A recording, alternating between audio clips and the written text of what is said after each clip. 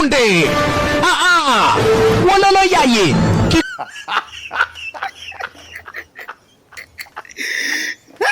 Wewe umerecord? Umerecord? Sasa tuendelee.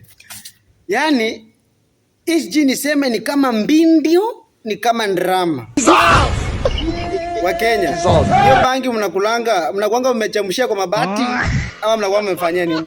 Yaani Mkenya ako ready kukufa, ameona tini bunduki na anatoa moto, lakini yeye ako panga hivi. Yaani Wakenya waogopi kifo, walisema kifo ni uji na maji moto na Yesu peke yake. Yaani ona hii video kwanza. Watanzania cheki hapa. Lakini punde si punde. Wala ani ako na panga amebeba hivi na hii ni bunduki anakupiga hata risasi ukiwa huko. Lakini yeye ajali, yeye anaona Kenya yako nayo yeye ndio hiyo sasa inamtosha. Yaani maandamano, hii maandamano iko funny.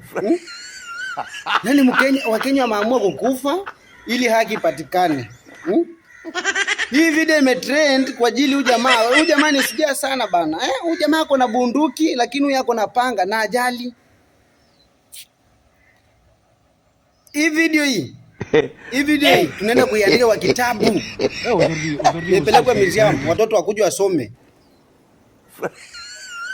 Wakenya ndio wanasemanga Kenya Gen Z people don't disappoint Kenya people.